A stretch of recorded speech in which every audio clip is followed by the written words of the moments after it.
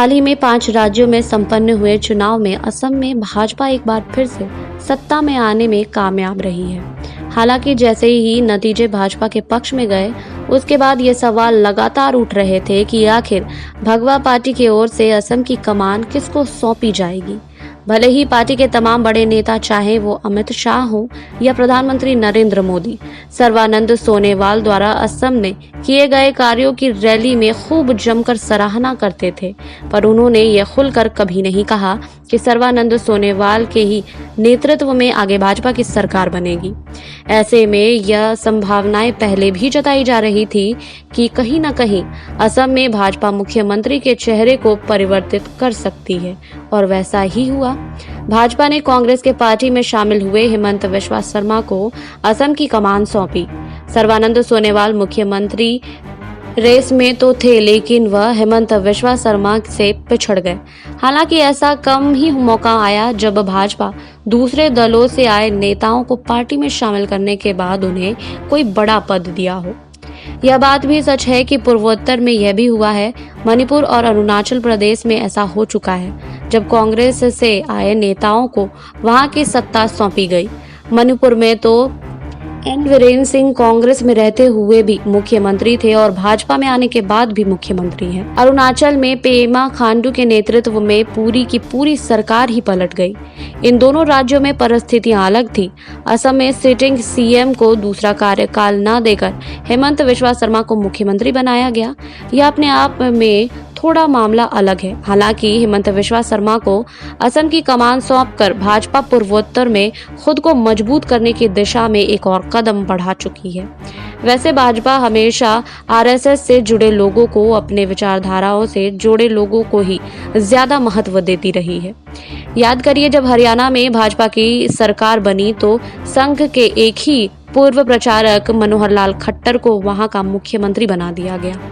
यही स्थिति उत्तराखंड में देखने को मिली। उत्तराखंड में सतपाल महाराज और जय बहुगुणा जैसे कई धाकड़ नेता मुख्यमंत्री की रेस में आगे चल रहे थे।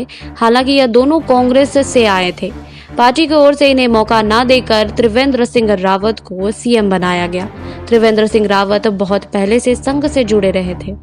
पिछले साल मध्य प्रदेश में ज्योतिरादित्य सिंधिया का कांग्रेस से अलग होने के बाद सरकार गिरी तो वह भाजपा में शामिल हो गए।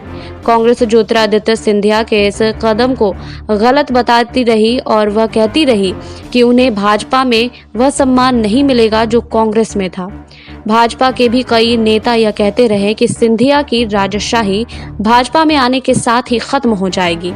ऐसा देखने को भी मिला जब भाजपा की ओर से अपने पुराने नेताओं को ज्यादा महत्व दिया गया, सिंधिया को उतना नहीं दिया गया।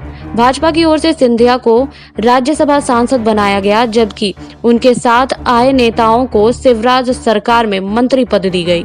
लेकिन ज्योतिरादित्य सिंधिया को बड़ी जिम्मेदारी अब तक नहीं मिल पाई है। लेकिन हेमंत बिस्वा शर्मा के मुख्यमंत्री बनने के बाद से ज्योतिरादित्य सिंधिया के लिए उम्मीद जागी होगी। उन्हें इस बात का आश्वासन जरूर हुआ होगा कि अगर पार्टी की मजबूती के लिए वह काम करते रहेंगे तो एक न एक दिन उन्हें महत्वपूर्ण पद जरूर दी जाएगी। हर राज्य की अपनी अलग परिस्थितियां होती है और सभी तरह के समीकरणों को ध्यान में रखकर ही पार्टी की ओर से फैसला लिया जाता है। लेकिन क्या इसका मतलब यह मान लिया जाए कि हेमंत बिस्वा शर्मा को असम का मुख्यमंत्री बनाना भाजपा के लिए मजबूरी थी? राजनीतिक विश्लेषक इसके जवाब अलग अलग तरीके से दे सकते हैं, लेकिन यह बात सही है कि नॉर्थ ईस्ट में भाजपा की मजबूत पकड़ बनाने में हेमंत बिस्वा शर्मा का बड़ा रोल है। वर्तमान समय में देखें तो नॉर्थ ईस्ट में भाजपा के पास हेमंत बिस्वा शर्मा के रूप में बड़ा चेहरा उपलब्ध है। ऐसे में पार्टी की ओर से उस नेताओं को संदेश दिया गया है जो दूसरे दलों से भाजपा में शामिल होते हैं और उनके मन में इस बात की आशंका रहती है कि उन्हें बड़ा पद मिलेगा या नहीं। भाजपा का यह कदम राजस्थान में कांग्रेस से नाराज होने वाले सचिन पायलट के लिए भी है, जो पार्टी छोड़ते छोड़ते नहीं छोड़ पाए। हाल में ही हमने देखा कि पश्चिम बंगाल के किस तरह से तृणमूल कांग्रेस से आए नेताओं को पार्टी ने प्रमुख स्थान दिया। हालांकि वह चुनावी नफा नुकसान के लिए था, लेकिन चुनाव बाद ममता सरकार ने नंबर 2 रहे शुभेंदु अधिकारी को पार्टी ने बड़ा इनाम देते हुए नेता प्रतिपक्ष बनाया। वहीं भगवा पार्टी की ओर से उठाए जाने वाले यह कदम विपक्षी कि उन नेताओं के लिए बड़ा संदेश है जो अपनी पार्टी से असंतुष्ट है। भाजपा उन्हें यह बताने की कोशिश कर रही है कि उन नेताओं के लिए पार्टी का दरवाजा हमेशा खुला है।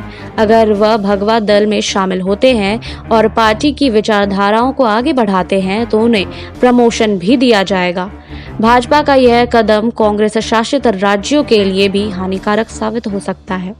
कई कांग्रेस नेता जो अपनी पार्टी से नाराज चल रहे हैं, इन्हें इस बात का संकेत मिलने शुरू हो गए हैं कि भाजपा में भी उनका भविष्य है। अब देखना होगा कि दूसरे दलों से आए नेताओं को पार्टी किस तरह से एडजस्ट करती है। लेकिन यह बात तो तय है कि अब भाजपा पहले की भाजपा रही है। समय और परिस्थितियों के अनुसार यह खुद को बदल रही है और संघ के साथ साथ यह उन शहरों को भी ज्यादा महत्व दे रही है जो उसकी विचारधारा से तो नहीं जुड़े थे, लेकिन उसकी विचारधारा को बढ़ाने की कोशिश में लगे रहे हैं। असम के मुख्यमंत्री हिमंत बिस्वा शर्मा ने जब कांग्रेस छोड़ा था तो कहा था कि कांग्रेस छोड़ने के बाद उन्होंने कहा कि मैंने राहुल से 8-9 बार बात करने की कोशिश की, लेकिन उन्होंने मेरी बात सुनने से ज़्यादा अपने कुत्तों के साथ खेलना बेहतर समझा। अपने आसपास मौजूद लोगों की बात सुनने से ज़्यादा वो कुत्तों के साथ खेलने में बिजी रहते हैं। वहीं तत्कालीन बीजेपी अध्यक्ष अमित शाह ने उनकी एक कॉल पर उनको मिलने के लिए समय दे दिया था।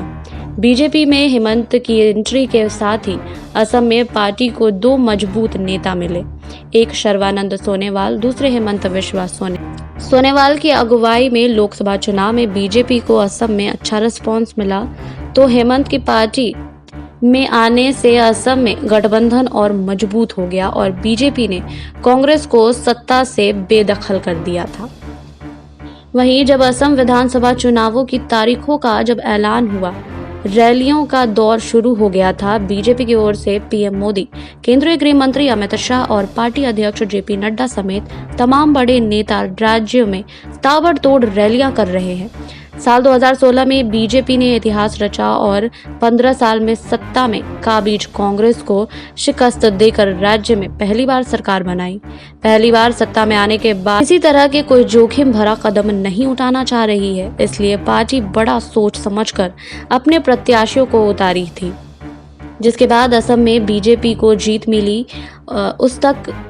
उस वक्त तक 2 मुख्यमंत्री पद के लिए 2 नाम आगे आ रहे थे, लेकिन भाजपा ने ये चीज़ क्लियर कर दी कि वो नए चेहरे को आगे बढ़ाएंगे, जिसमें हिमंत बिस्वा शर्मा का नाम था।